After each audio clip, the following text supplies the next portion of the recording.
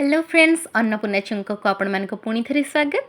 मु आज ये वीडियो आपण मानक सहित शेयर करी पोटल रसार रेसिपी जोटा कि बहुत सिंपल आउ इजी रहिबो। जो माने नुआ भी रांधिबा सिखुचंदी से माने भी एटा बनेकी खाई परिबे आ बहुत जल्दी। तो ये देखि नियंतु मो प्रथमरु पोटल आउ आलू को देखि परथिबे एमिति गोटा गोटा पोटल धोईकी भल भाबरे ताकू टिके कट लगे देथिली माने टिके अल्प टिके काटिकी रखिदेली से आपको देखईदेवी किंतु मो पूर्वर काटिकी ताकू बस फ्राए करके रखिदेछि। आउ एठी मु कौन करुछि अल्प टिके नहीं डालचीनी माने 2टा पीस आउ गोटे रु 2टा नहीं अनासी फूल आउ अलैच गोटे रु 2टा।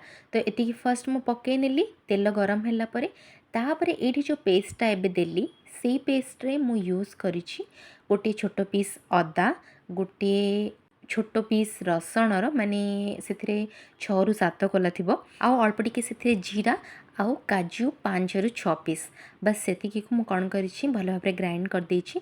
लंका आपण मैंने से बाटी पारे ना से स्किप करेंगे आपंकर राग अनुसार।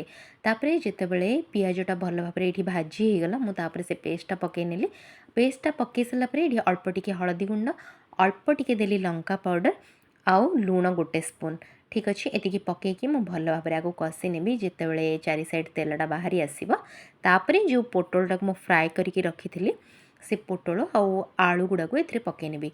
आलू गुड़ाक तो मुझे गोटे को 4 पीस करी काटी कि पोटल को आपण मैंने देखिपे एमती गोटा ही भाजी थी आउ ताकू उपरू 4 पीस बस कट लगे दी पूरा काटी नी। तो ये देखिपे यहाँ एवं जिते तेलटा बाहरी आसला ये जो काजू पेस्ट्रु तापर एथिरे मु एटा मिक्स कर नउछि।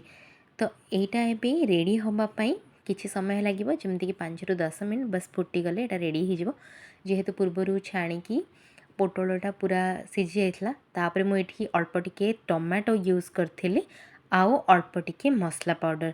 तो मोर रेडी हो गला ये पोटलर रसा। आपण मैंने जो भी मसला घर यूज करेंगे जोटा कि बहुत ही टेस्टी लगे आउ मसला पाउडर से अल्प यूज करेंगे। टमाटो जदि चाहूँगी आपण मैंने बाटिला बेले से ही बाटी देते मुझे अल्प बाटी नहीं आउे पर मु 2 रु 3टा पीस ही बस यूज करी। तो देखिपे फ्रेंड्स बर्तमान ये जो पोटल काजू रसाटा यहाँ पूरा रेडी हो जाइए।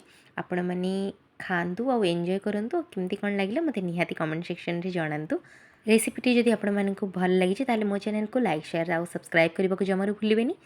एमती वीडियो गुड़ाक देखापी बेल आइकन को प्रेस करके ऑल नोटिफिकेशन को क्लिक करदे तो मोर सब वीडियो नोटिफिकेशन आपण मानक पाखे पहुँची।